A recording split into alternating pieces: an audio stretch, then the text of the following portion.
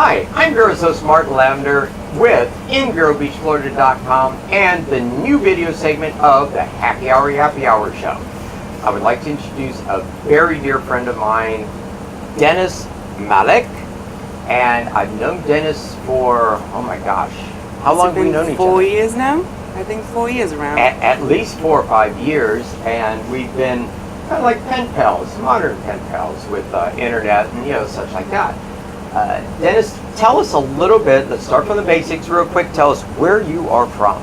Well, I was born in Bulgaria. I was raised in Bulgaria. This is in Eastern Europe, for those who don't know. And don't let the English accent fool you. We're getting to that. But then I moved to England, and we got to that, and with my family. So I lived there for quite a while, and visiting the States now. It's a pleasure. Now this is kind of your first time in the States. You popped in for a brief period not too long ago. I did. And that was just a quick trip, and you liked it so much, now you're back? I am. So, well, let me tell you, now we don't know this sometimes here in the United States, there's so much talent overseas. Now you're actually a little famous back in your hometown of Varna in Bulgaria. I wouldn't say famous nowadays. I was when I was, in my late teens and early 20s. I had 2 years ago. Thank you. I had I did a lot of competitions, a lot of shows. I won some of them. Some of them I didn't, of course. That's how life goes. I had a record deal, but then I just decided that that's not the music I want to do, because we have very different. We have all sorts of music styles in Bulgaria. We have rhythm and blues, we have soul, we have pop, but we also have folk, as any other country. And we have pop folk, that's how we call it. And I was supposed to do pop folk, but then it just wasn't my cup of tea. Is that more of like a music that more teenagers and younger kids would listen to? Yes. Like we call it like bubblegum rock here. Yeah. Actually, I don't know what we call it nowadays. So, I mean, and you also, let's just touch on, you worked on a reality show. You directed a reality show? No, I was a backstage reporter. Do you know them people that are backstage, that when the contestants leave stage or before they go to stage, they interview them, or are you nervous, or how did you do? Did you perform well? What do you think? Now, this was like an America's Got Talent, sort of, but for actors instead for actors. It's like X Factor. You have the panel of judges, and they press their buttons and everything, and they judge you and they criticize you and all that stuff. Cool.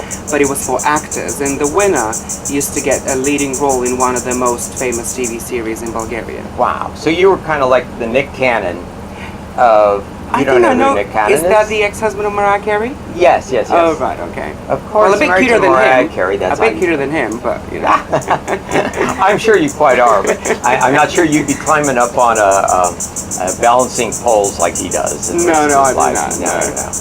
So that's fascinating. So you actually took the clients, you interviewed them for the television show. Yes. That's crazy. And now journalism, I saw some clips of you, and you're an amazing interviewer and journalist. Thank you, so sweet. One of the things that I was very impressed with, tell us a little bit about with the, now this was in the UK with the police, and you're reporting about gypsies and robberies and pickpockets and such. That was a very interesting subject for me, because England had a very different opinion about Eastern Europeans. That's about 5-6 years ago, and I just wanted to show Europe that these are not the real Bulgarians, or they're not real Romanians, not the real Eastern Europeans. Sure. Because a lot of I don't know if it's politically correct to say gypsies, is it? Sure. A lot of gypsies from around this part of Europe would go to Western Europe, and they would pickpocket. And that was the UK, the British police, started to work with the Bulgarian and Romanian police, but no one knew about it. It was very sort of undercover. No one knew about it, and I took that. I wanted to take that opportunity to show that to the audience, to the people, to know that there are things happening. There are a lot of robberies in the UK, and they're not the they're from the minorities, if that makes sense. But right, they're of not course. the And it's not necessarily just, it's not your typical everyday people. it's not. No. It's these fashions that come in from other countries Yes. that are kind of making a bad name for you guys. I hope we don't sound very bad when we No. say. No. When we talk It's about that. very true though. Every country has that. Every city has that. And we see it all the time, and we see it here in the United States. And it's not something that we talk that much about. And it's probably a good conversation for you to come here and start also for us. Maybe. So your music career is, right now it's a work in process. Yes, I'm But writing. you are very accomplished. You entered a contest, a European contest. It's called Eurovision. I don't think you guys have anything of that, that sort of here as a contest here in America. But it's a contest where every single country from Europe enters with a song. Wow. So every single country has its own Eurovision sort of contest song selection, and the winner gets to go to the main one, which is in a different country each year. So each country has a contest and picks one song that wins, Yes. and then that one goes to Yes, Ah. exactly, and it's a huge deal. It's a huge deal. And you came in second? Well, I didn't come in second to the main contest. I came second to the one within my country, within All my of group UK. of. Was that in the UK or Bulgaria? That was in Bulgaria. That was in Still but that in was all of back in- Bulgaria. That's Well, crazy. That's that huge. That was within my group of artists, because there were different groups that came in second. Unfortunately, I didn't get the chance to go. He is just way too humble. He is just way too humble. He has a beautiful voice and he writes great music. You did a great commercial jingle that I heard, and I love it. I listen to that when I Thank need you. some energy and get going in the morning. It's just, and that was for a national company. Can we say that in camera? Yeah. For a HP Hewlett Packard reseller for the UK. They're one of the biggest resellers within England, and they wanted a jingle, and so they asked me to write it and sing. But and you underestimate it because it is a jingle that they use for the commercial, but it's a huge, It's a whole great song. song. Yeah, it's a and whole it's song. just so much fun.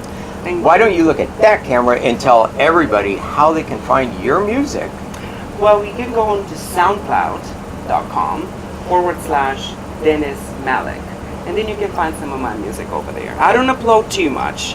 I write a lot of stuff, but when I think that they're ready, then I would go and upload them. But I mostly sell, and songs that you would want to sell, you don't really want to upload it because you don't want to put it on the internet because you don't want people to Of course. listen to it.